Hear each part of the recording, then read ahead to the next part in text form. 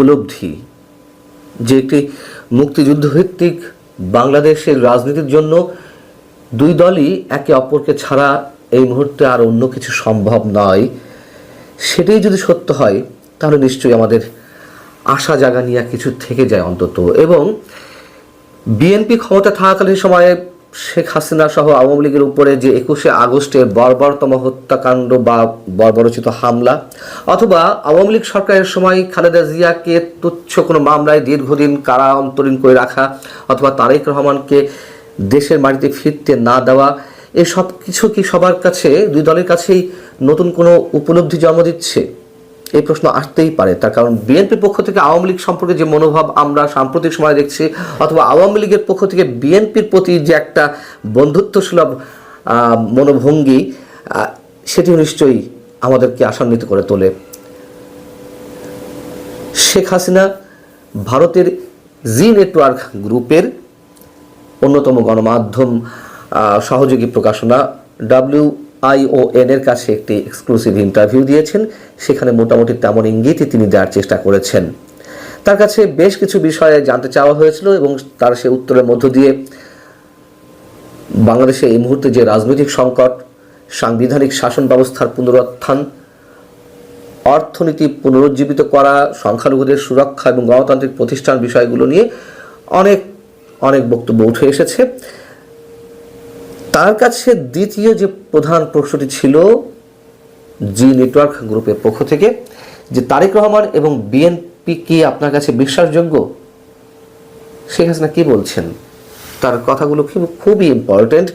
তিনি বলছেন যে বিএনপি এবং আওয়ামী লীগের সংসদীয় বিরোধী হিসেবে দীর্ঘ ইতিহাস রয়েছে।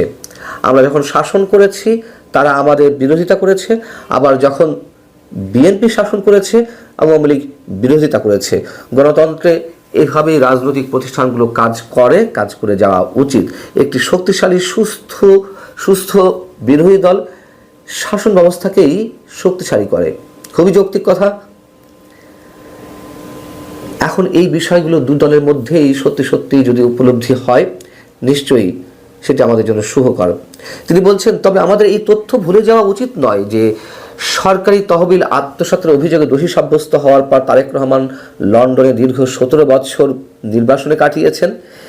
নেতৃত্বের জন্য যে জবাবদিহিতা এবং সশরীরে মানুষের কাছে উপস্থিতির প্রয়োজন, সেটি তো বিদেশে বসে থেকেই শুধুমাত্র নির্দেশ দিলেই দল চলতে পারে না, এটা গণতন্ত্র হয় না। এই বক্তব্য অনেকেই আপত্তি জানাতে পারেন। আমারও মনে হয় যে এই মুহূর্তে এই কথাগুলো না বলাই ভালো ছিল। তিনি বলছেন, আবার পরিস্থিতি অনুকূলে এলেই হঠাৎ করে দেশে ফিরে আসা, এগুলো শুভ লক্ষণ নয়। শেখ হাসিনা তার সাক্ষাৎকারে বলছেন ওই একই প্রশ্ন উত্তরে যে, আমার আরও উদ্বেগের বিষয় হলো বিএনপি যখন স্বল্প মেয়াদী স্বার্থে চরমপন্থীদের সাথে জোট বাঁধতে চায় বা জোট বাঁধার রেকর্ড আছে, এটিও নিশ্চয়ই অস্বীকার করার কোনো উপায় নেই যে জামায়াতের সাথে জোট বেঁধে 2001 সালে যে সরকার গঠন করেছিল 4 দলীয় জোট সরকার, এটা নিশ্চয়ই বিএনপির মধ্যেই অসংখ্য নেতাকর্মী এখনো মানতে পারেন না। এবং যেই কথাগুলো এখন বিএনপির পক্ষ থেকেই শীর্ষ নেতৃত্বের জায়গা থেকে উচ্চারিত হচ্ছে, স্বাধীনতা বিরোধী শক্তি কারা ছিল, কারা মুক্তিযুদ্ধে বাংলাদেশের ধ্বংসযজ্ঞে মেতে উঠেছিল, যাও শেখ হাসিনা বলছেন, এর মধ্যে আমরা দেখতে পাচ্ছি বিএনপি কর্মীরা ভোটারদের কাছে গিয়ে ভয় দেখাচ্ছে, সহিংসতার হুমকি দিয়ে ভোট নেওয়ার চেষ্টা করছে। এটি গণতন্ত্র নয়, এটি জবরদস্তি। এবং তিনি সবচেয়ে গুরুত্বপূর্ণ যে মেসেজটি দেওয়ার চেষ্টা করেছেন, তিনি বলছেন যে যদি বিএনপি পরবর্তী সরকার গঠন করে তাহলে আমি তাদের আওয়ামী লীগের উপর থেকে নিষেধাজ্ঞা তুলে নেওয়ার মাধ্যমে আমাদেরকে বৈধ বিরোধী দল হিসেবে কাজ করার সুযোগ দিয়ে যথাযথ সংসদীয় গণতন্ত্র পুনরুদ্ধার করার জন্য অনুরোধ করব। প্রকৃত বিরোধী দল ছাড়া সংসদ মোটেই কার্যকর নয়। তিনি আসলে এটি কোন আঙ্গিকে বলেছেন, এটি একটু ভেবে দেখার বিষয়। এই বিষয়টি আমাকেও বেশ ভাবাচ্ছে, আসলে তিনি কি বলতে চেয়েছেন। তার এই বক্তব্যের মধ্য দিয়ে কি আমরা ধরে নেব যে আওয়ামী লীগ পুরোপুরি নিশ্চিত হয়ে উঠেছে যে নির্বাচন অনুষ্ঠিত হতে যাচ্ছে বা সম্ভাবনা রয়েছে 12 তারিখে, সেই নির্বাচনের মধ্য দিয়ে বিএনপি সরকার গঠন করছে, আওয়ামী লীগের আর ন্যূনতম কোনো সম্ভাবনা নেই এই নির্বাচনে অংশগ্রহণের, এবং এই প্রশ্নগুলো যদি ওঠে তাহলে নিশ্চিতভাবে বলতে পারি এর কোনোটিরই সদুত্তর বা নিশ্চিত করে ডেফিনেট করে কিছু আমরা বলতে পারবো না। তার কারণ যদি বিএনপি ক্ষমতায় আসে, আওয়ামী লীগের রাজনৈতিক কার্যক্রম যে নিষিদ্ধ করে রাখা হয়েছে সেটি তুলে নেওয়া হয়তো সম্ভব হবে, কিন্তু শেখ হাসিনা বিরোধী দলে বসতে চাই বা আওয়ামী লীগ বিরোধী দলে বসতে চাই সংসদে, এটি কিভাবে সম্ভব? আবার তার এই কথার মধ্যে দিয়ে কি আমরা ধরে নেব যে আসলে এই নির্বাচনটি হচ্ছে না, শিডিউল পিছিয়ে যেতে পারে, সেক্ষেত্রে নতুন যে শিডিউল পড়বে সেখানে আওয়ামী লীগের অংশগ্রহণের সুবিধা সুযোগ রয়েছে? আবার সেটিও তো সম্ভব নয় যে তখন তো ওই নির্বাচনের আগে বিএনপি সরকার গঠন করবে কিভাবে। বেশ জটিল মনে হয়েছে তার এই ইঙ্গিতগুলোকে।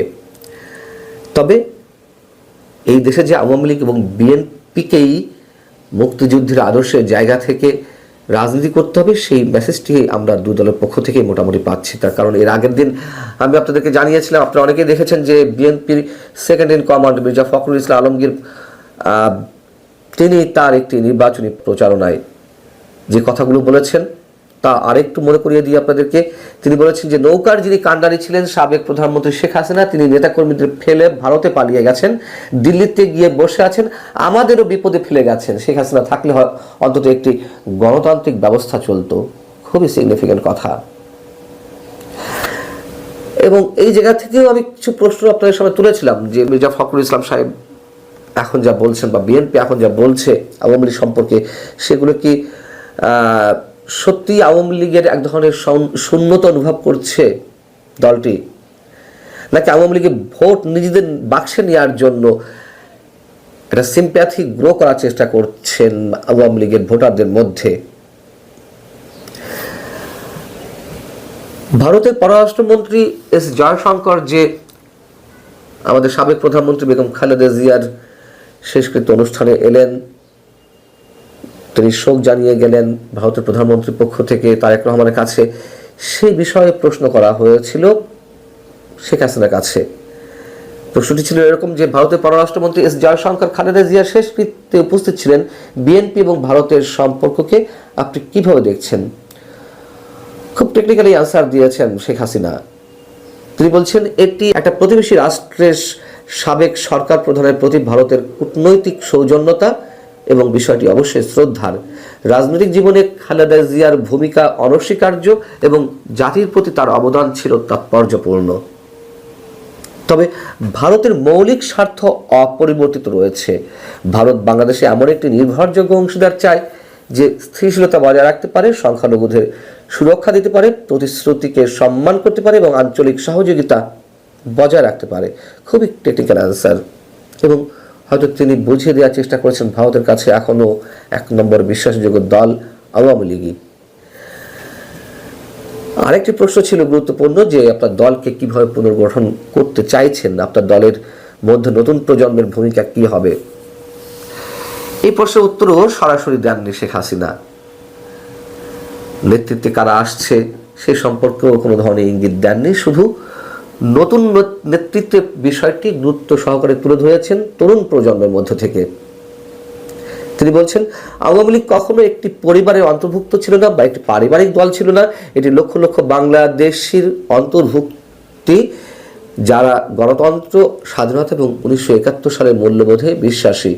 আমাদের এমন নেতাদের প্রয়োজন যারা প্রতিটি প্রজন্মের সাথে সংযোগ স্থাপন করতে পারে, যারা শহর ও গ্রাম অঞ্চলের তরুণদের মুখোমুখি চ্যালেঞ্জগুলো বোঝেন, যারা আমাদের দলের নীতিগুলোকে সম্মান করে এবং ডিজিটাল যুগের সাথে তাল মিলিয়ে চলতে পারে।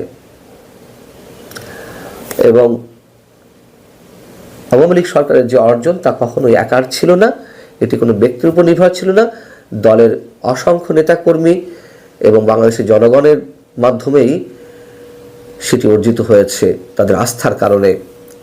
এবং নতুন দল দলের পুনর্গঠন বিষয়ে আরও একটি কথা বলেছেন, যখন আওয়ামী লীগের হাজার হাজার নেতাকর্মীকে আটক করা হচ্ছে, নির্বিচারে নির্যাতন করা হচ্ছে, সেই অবস্থায় দল পুনর্গঠন করাটা বা রিস্ট্রাকচার, নতুন কমিটি দেওয়ার বিষয়টি সম্ভবত বুঝিয়েছেন। সেটি আসলে অতটা সহজ নয়। তবে এই সাক্ষাৎকারে সব মিলিয়ে বিএনপির প্রতি যেই উপলব্ধি আওয়ামী লীগের, সেটিকে নিঃসন্দেহে তাৎপর্যপূর্ণ বলে আমরা মন্তব্য করতেই পারি। এবং রাজনৈতিক সমীকরণও দুই দলের যে নতুন ভাবনা চিন্তা, একে অপরের প্রতি যে শ্রদ্ধাবোধ প্রদর্শনের বিষয় আমরা দেখছি, নিঃসন্দেহে